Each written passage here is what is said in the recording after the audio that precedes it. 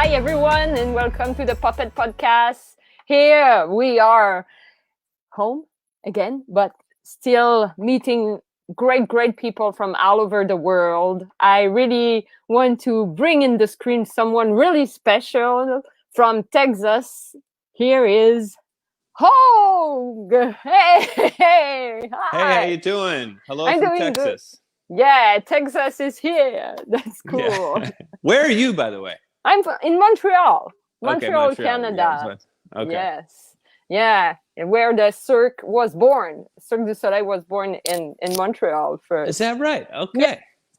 So yeah, I'm in the city, and yeah, you have an interesting path. I bring you in the podcast because you are a multidisciplinary artist. You have done music before, puppetry. Could you introduce yourself to our guests, people who see and watch the show right now? Yeah, I'm gonna try to boil it down in like a 30-second pitch. So I'm basically at heart a musician. I've been in a band with my brother here in Texas for 14, 15 years. We toured extensively for, the last few years. He had a baby and things have changed, but we toured for 13 years, and that was our identity. We were musicians, but somewhere along the way, we started this thing called our band name was Full Service, and we had a thing called the Full Service Circus, where we would invite our fans from around the country, and they would come to Austin, Texas, for a weekend, and we would give them 3 days of all sorts of activities and concerts and experiences. And it was around that time that we started using puppets to promote the Full Service Circus. And we had sort of a one particular puppet. It was this little blue monster that I named Vitaly, and he was our spokesmonster. Yeah, that we called him, and he was sort of our mascot. And fans would really got into him, and they bought Vitaly's. This toy company, Manhattan Toy Company, made this particular puppet, and so I bought a bunch of them at a discounted price. I hit him up and I was like, hey, I got a lot of people that are probably going to buy this puppet, and I need to buy a bunch. and they said, it was so funny. They said, this toy, like, hey, Hoag, thanks for your interest. This toy is going to be discontinued. There are only 2,000 left. And I was like, well, I can't buy all 2,000, but I can afford 100. But so I bought all of them. Our fans bought these Vitaly's and brought them to our shows. And also, when they said that we only have 2,000 left, I realized that this puppet was basically an endangered species. Yeah, that's a funny link. So yeah, but so there was this cult of personality around this little blue puppet. I mean, he's very basic. He's a hand puppet. If you go to the website, or if you investigate further, you'll see what he's all about. But he's very basic. But he has a big personality, and that's how I got started with puppetry. And then, like I said, my brother had the baby. The band slowed down a little bit, and I thought, especially during this weird time that we're in, where everybody's at home, I thought, well, what am I going to do? I don't really feel like doing business as usual. Music just doesn't. I'm not very inspired musically. So I had this idea where people are cooped up inside, and there could be an offering here of doing personalized puppet greetings, where people can order something for their kids, but it's gone beyond kids. People are ordering for their grandparents or spouses or whoever. But basically, you just say, hey, I want to order a puppet video to say hello to my grandma or something. Yeah. And it's a little bit inspired by I don't know if you've heard of Cameo, where celebrities... Yeah, little pop-up. Yeah. Yeah, like, what's up, John? I'm here. I'm, whoever the celebrity is. And they just say hello and what's up. But yeah, that's hopefully that puts it in a little bit of a nutshell. Yeah, and it's how we find you. We just saw, wow, okay. Everyone try to find a way to keep going in their art right now. So that was kind of, oh, look, someone is just pop up from from the situation, and you get quite a success.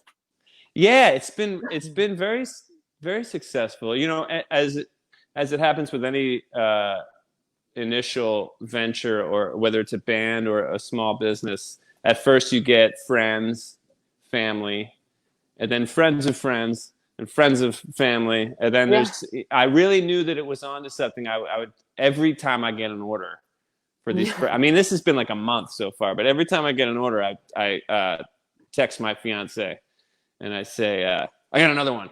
And we knew that it was something that could really be something when I got strangers, people I'd never heard of before. Yeah. And that was very exciting. Yeah, that's so cool. I like that. And it's an opportunity. So you have to jump in. And I want to ask you, what makes the art of puppetry an art that you enjoy and cherish right now? Well, like I said, we were talking backstage before this, and we were talking about some of these questions and how they're great questions, and you kind of need to prepare for them. And I was talking to some people about it and getting their input. And one of my buddies, who lives next door, actually, his name's Sully. We were trying to get to the nitty gritty of why puppetry is so fascinating, and we decided that it's because it's the opposite of CGI. And CGI has, and like, have you ever heard of the uncanny valley? No. Okay. It's a little hard to describe. The uncanny valley has something to do with when something becomes so real, so hyper real, like CGI. It sort of it turns the corner into being something that humans can identify less with. They feel a disconnect with. So the perfect example might be C-3PO from Star Wars. Yeah. Where he was, and I mean, if you're in a suit and you're moving around in that suit, that's basically a puppet, I guess, right? So in the original movies, C-3PO is a dude in a suit, and then later on, they CGI'd him, and people didn't like that as much. Yeah, true. And I think puppetry there's more of a human connection because there is someone inside the suit, or there's a hand inside the mask. And with CGI, there might be people typing in ones and zeros for the digital code, but that disconnect is enough for people to be like, I don't like this as much as the puppets. Yeah. So I think that's what I like. But I like that there's, I come from my generation and yours, I guess, that the Muppets were obviously huge. They're like the most popular puppet probably. And I like that they're kind of like a little wonky, like their hands move like when Kermit does his hand, he's like, ah! Yeah. And there's not that much that you can do with Kermit in terms of like he's got no eyelids that shut. No. His like there's not a lot of wrinkling you can do, but you can. And this is the case with a lot of the style puppets that I use too. Like you can make it look like he or she is squinting, but you can make it look like their eyes are wide open in surprise. Yes. But there's nothing changing about the things that are on the puppet. It's up to you to do that. So I think that's a fascinating thing about puppetry. That's amazing. That's true. And I like your compare that you do between computer. I handle both type of puppet, and it's so different. And I really like the hands-on thing. I agree totally. Yeah. My next question is your crush. How and when your crush for puppetry happened? And by the way, we have people right there like Wen and Mary watching the show. I think it's people that you know. Oh, good. Yeah. Hello, people I know. When did my crush on puppetry begin? I have a very clear answer for this. When I was a youngster and I was being put to bed by my dad, I was very into Curious George. Do you know the Curious George character? No, maybe it's U.S. and Canada, the French, English. Yeah, maybe. Curious George is a very popular character in books and cartoons and whatnot, and in America. He's just a little monkey, and he's hilarious. And I had a stuffed animal of Curious George, and my dad, when I was going to bed, would take the stuffed animal, and it wasn't even a puppet. He would just put his hands behind the ears and the head and make the head move, and he gave it a voice, but it didn't have a moving mouth. And he would talk to me as Curious George when I was going to bed every night. And that's definitely, I mean, there's no other, that was it for me.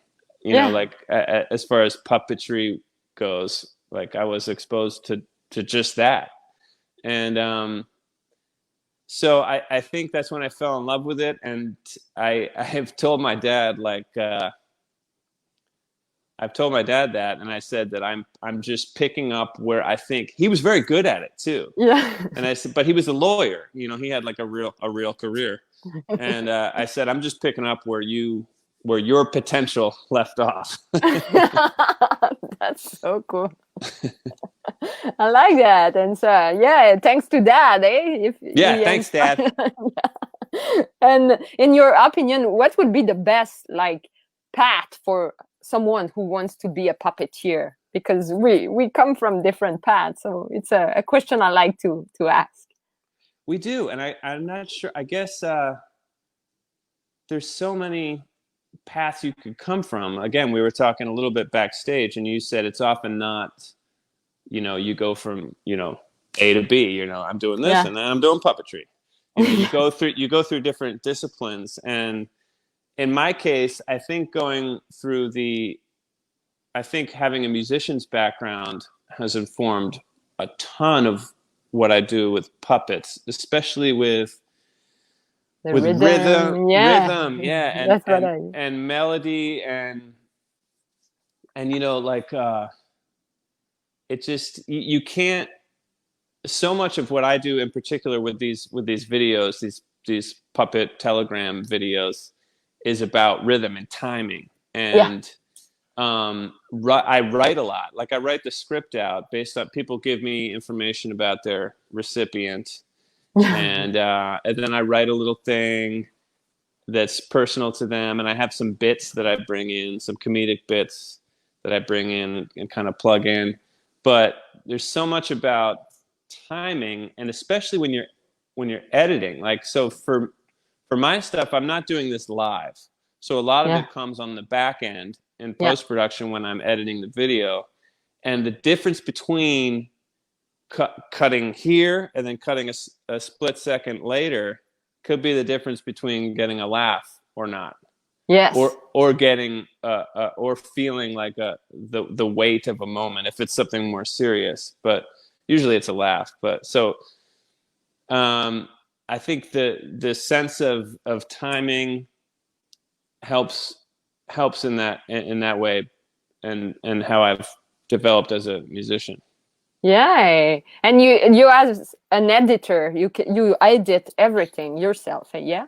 Yeah, and that's funny too, because I also got involved in video editing through the band, because we would do a lot of promotional skits, like really goofy stuff. Like it almost turned into like, are we a band, or are we like a little bit of a sketch comedy troupe, or what?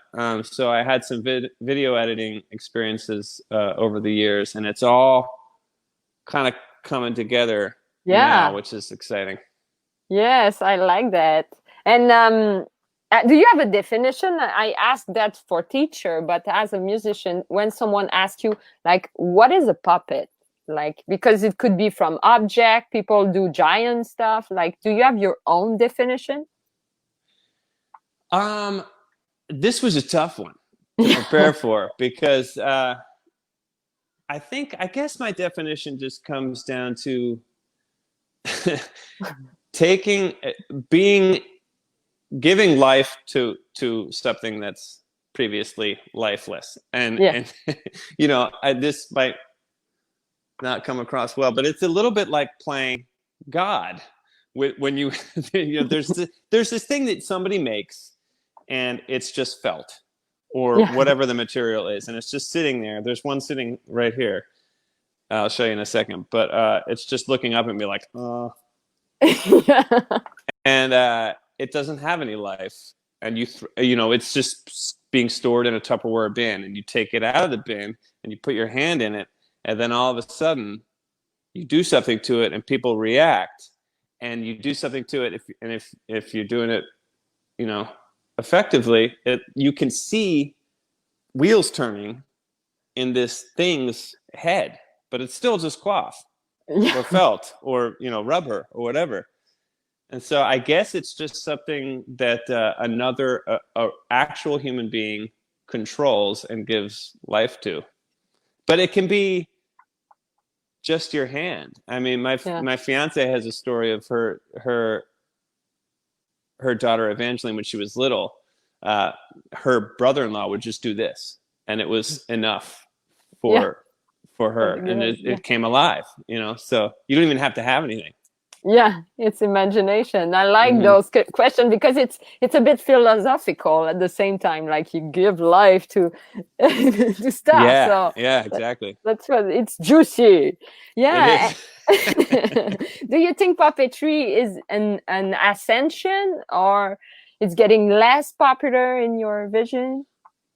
Well, I think puppetry has always been kind of a fringy thing, like a little bit underground, never quite hugely popular. I mean, Jim Henson was arguably the most popular, did the most to bring it to the masses. But I think it's always been a little bit of a thing that's on the sides. But as far as it becoming, more popular or not, unfortunately, I think CGI is elbowing like analog puppetry out of the way a little bit. But I do also think that there's a bit of a backlash against a lot of digital things lately, not even just in puppetry, but in music as well. You see a lot of vinyl collectors and whatnot, but things that come out, like the Dark Crystal thing came out, and we talked about the Star Wars thing with C-3PO, and people I hope it's going to be good. I hope it's got real puppets. So there's a lot of that chatter. So and maybe it's an ascension, but maybe Hollywood is like, it's too expensive. Yeah. We have to fight. We have to keep going, I think, to promote this art. Mm-hmm. Yeah. And maybe you have a friend on the side you want to bring to conclude in the screen, or So, this is so. I've been talking about my fiance a lot. She kind of rekindled my interest in puppetry, and we met 3 years ago, and our first Christmas, she made puppets of me and of her. And I left mine at home because you can see me, but this is her, and she actually got in touch with. So, wait, here we go. Yeah. Oh. Yeah. Hello. But she got in touch. It was so sweet. She got in touch with, I had his name ready, but I don't have, my phone is recording and it's on my phone, but she got in touch with this guy who did some work for the Muppets. And so inside here, she followed these very specific instructions about how to do like the mouth inside and what the grip is supposed to be like. And that was fascinating. But, this is one that we sometimes play with, and I hope that we're going to get together more and build some more puppets. She's very good. She's very crafty at that kind of thing. For Halloween, she designed a full body Skeksis from the Dark Crystal. Oh my God! And I got in it, and here, let me just. So here's the head. Oh my God! Oh, okay. That's crafty. That's amazing. But it was full body, and so I got in, and you get my hand was up here, and I had a bar down here that was doing the arms, and we went downtown, and it was so cool. Like I felt like I was in Disney World. People were coming up, and can I take a picture? And we couldn't walk 5 feet, and people wanted to take a picture with this full body Skeksis. So I think the ceiling for this is pretty high, and I want to grow it, you know. Yeah. Do you have like a big purpose? I always want to conclude with something toward the future as a puppeteer. Well, you know, like I said, I just launched this like a month ago, so I'm still every day I'm thinking about how could we expand this, or what new offerings could there be. So there's a few things I want to do. I think it's definitely something that I know at this point that it brings a lot of joy to people. Yeah. That's been very fulfilling, and I get emails about what it's been like to show the recipient, and I mean that's very rewarding. But in terms of what I want to do with this approach and this business, I think there's things we could do. Like my sister-in-law Jen, we're thinking about doing maybe like a story time offering, where it's like split screen, where she writes stories. She teaches preschool, and she's a great storyteller. And maybe she and the puppet do some story time thing, and we do an offering on YouTube. Again, with Megan, my fiance, she's got the pink hair, so I was thinking maybe like a Professor Pink's college of something, where she teaches kids with one of my puppets about simple things, simple life skills, like how to make the best peanut butter and jelly sandwich, how to get what you want from your parents, how to clean up after yourself, stuff like that. So just trying to think every day of what to do. Yeah, it's a creative time right now. So yes, we want to see all of that. I think we will have some curious around, like they just write down. We have Noe and Eileen, and when they just say that they love puppet right there.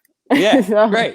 So you inspire others, and I think that's the purpose of this podcast. And thank you very much. Thank you. And this is such a cool thing you're doing as well. And you know, when we face CGI annihilation, we have to stay strong. So you're doing your part by bringing awareness to the puppetry world. Yes, let's stay aware. So thank you very much of your awareness, and let's of course keep going. Yeah, you too.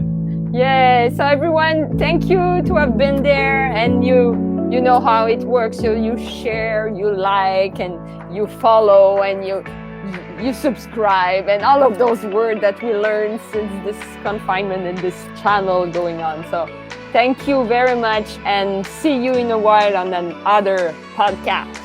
All right. See you. Bye. Thanks for having me. Yeah, thank you again.